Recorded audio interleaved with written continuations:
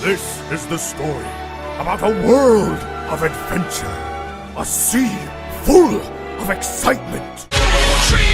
Don't give it up, Lupe! No, none of that, because there's a Destiny event I have to play. Solstice of Zeros. Oh, fine, I'll go review the thing. One eternity later. Oh, God, it's so bad. But nowhere near as bad as your life could be if somebody got a hold of your credit card number, social security number, or other personal information while you're browsing online. But with the help of today's sponsor, NordVPN, you can set your mind at ease. NordVPN offers true online anonymity with a strict no data logging policy and NordVPN's newest suite of features, Threat Protection. NordVPN protects you from malware, trackers, and pop-up ads. With NordVPN's 5,600 plus servers in 59 countries, you can say goodbye to geolock content. Want to watch something that's on UK Netflix? Change your location and gain access to all the content on your streaming service, because at this point, streaming services are just as bad as cable. And it sucks not having access to content that you're arguably already paying for. And don't think it's just for browsing content online. Want to get a game that was released early in another country, but not in yours? Change your location. Want to take advantage of discounts on games in other countries?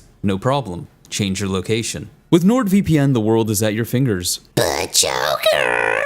I hear you cry out, oh contrarian commenter of contrarian comments. VPNs are expensive! But that's where you're wrong. More so now than ever. Right now, NordVPN is offering a banger of a deal, several in fact. Choose from one of three plans. Standard, which is NordVPN only, Plus, which is NordVPN plus Pass, and Complete, which is NordVPN, Pass, and Locker. And regardless of which amazing deal you go with, when you use the code BUTTJOKER at checkout, or go to nordvpn.com/buttjoker, or use the link in the description below, you will get an additional month for free added onto any of these fantastic deals. And if it turns out for whatever reason you don't like NordVPN, NordVPN offers a 30-day money-back guarantee. No questions asked. So expand your entertainment horizons with NordVPN by going to nordvpn.com/buttjoker or using any of the links in the description or pinned comment below to check out these amazing deals and get a month free. And with that, I would like to thank NordVPN for their continued sponsorship of the channel.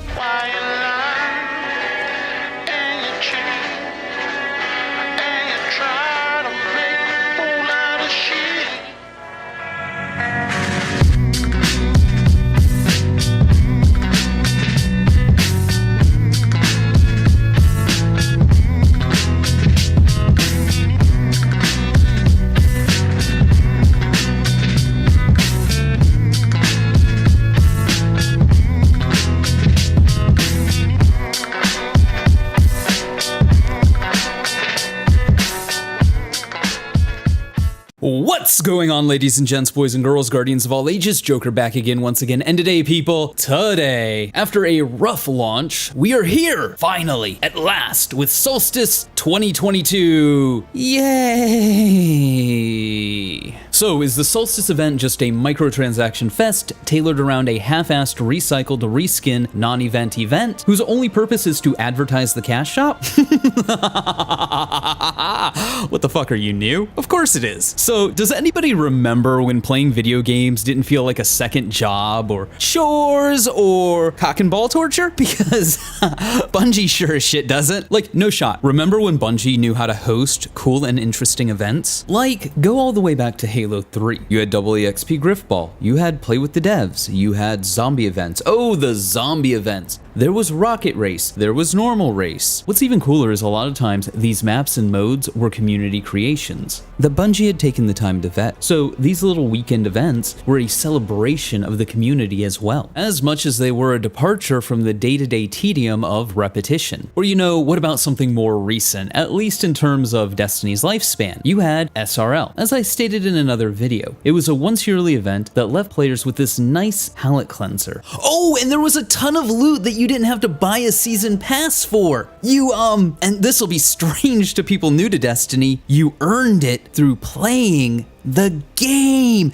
Gasp, shock, horror, lightning crackle, lightning crackle, lightning crackle. What? Earning loot in a looter shooter through playing the fucking game? What is this? I just had an epiphany. No wonder Bungie overcharges for everything now. They're making up for lost time when they actually gave a shit about respecting players' time. How times have changed. Thinking about it almost makes you nostalgic. Back when developers weren't afraid to let their player base move on and play other games. Oh, I'm sure there's a whole rabbit hole with FOMO and game design and psychology we can go down there, but the fact of the matter is, more and more it seems developers are developing games in such a way to make you waste your fucking time. And to be clear, there's a difference between games designed to waste your time and a game designed to make you waste your fucking time. See, a game that wastes your time is one where you're engaged with the core fundamental loop of the game. And then there are games that treat content like the last little bit of jam in a jam jar.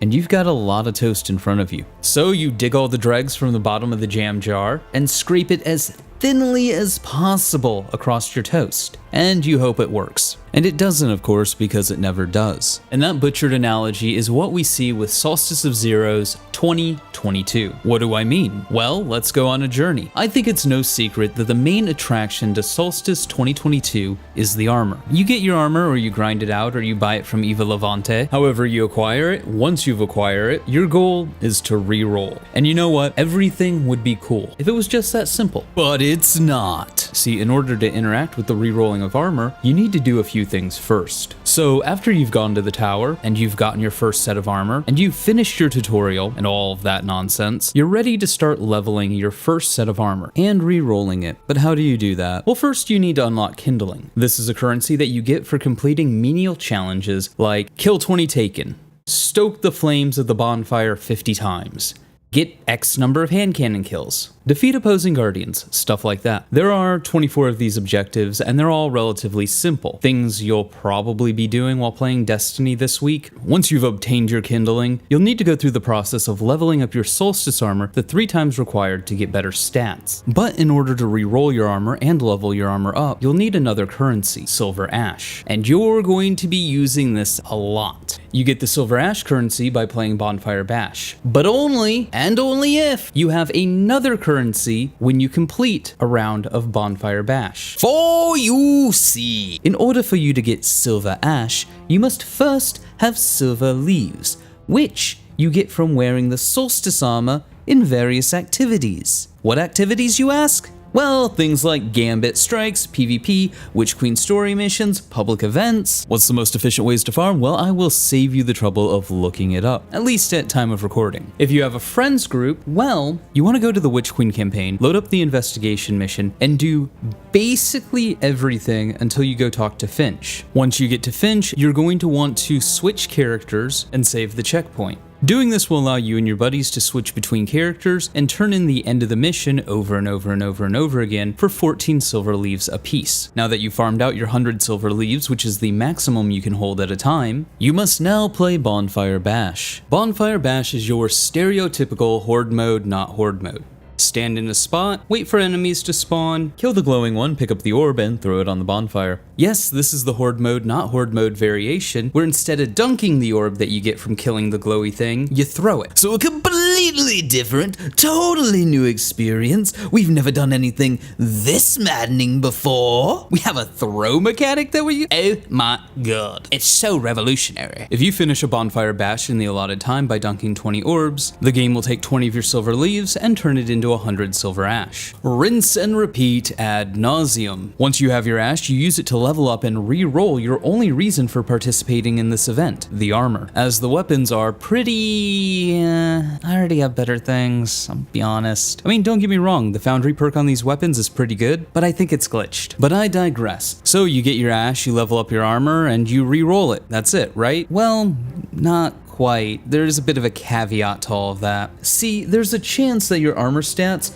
will actually get worse, not better. Why? Fuck you, that's why. And that's basically your grind for armor. Play public events, so you can play the horde mode, not horde mode, where this time you get to throw the ball instead of dunking the ball. I know, right? Bungie and their horde modes. Truly the next evolution of gaming. If we return to our jam and toast analogy from earlier, with Solstice 2022, Bungie wasn't content with just letting the players play the event. So they created all these hoops that you have to jump through. Did we really need 3 different currencies? We only have 3 currencies to pad out playtime. And these grinds for currencies for the sake of other currencies, this time sink for the sake of a time sink, this proverbial jam spread too thin over toast, does nothing to add to or enhance the player experience. In fact, I could see this very easily burning people out. This event does not respect players' time, and in all honesty, the grind is just ridiculous. Because here's the thing, at the end of the day, this grind isn't going to stop people from getting triple 100 armor who want triple 100 armor but don't already have it. The event goes on for a month. No, all this grind does is waste your time because Bungie couldn't let people just play. Nope, you have to do chores first. As for Bonfire Bash itself, what is there to say? Unless there is weekly rotating bosses, it doesn't have the minimum variety that it had last year. But hey, at least there's lifts everywhere, so you can traverse the EAZ. Not that it matters because all the bosses you need to kill spawn in the same spot. But it's just more of the same. It's trite, and no one would play it if there weren't rewards tied to it. And that's something Bungie really needs to start asking themselves when developing content. Would players play this content without rewards? The measure of a good game is that playing the game is a reward in and of itself. You don't need a loot incentive to play Titanfall 2 because the game's a masterpiece. You didn't need a loot incentive to keep playing Halo 1, 2, 3, and Reach because they were fun to play. Getting to play the game was the reward. But you can't really say the same thing about Destiny and its content, because most people wouldn't play most content if it wasn't for rewards. And the only reason people play activities they don't like is so they can get gear to play activities they do. People don't play containment and run chests because it's fun. They do it for the gear. Point being, there's a lot of monotony in this game. This event could have been a palate cleanser like events should be. However, as is, it's just more of the same. But hey, those are just my thoughts. Let me know yours in the comments below. Remember to like, but only if you did, subscribe for more. Feel free to donate to my Patreon if you're feeling particularly generous. But above all else, stay frosty.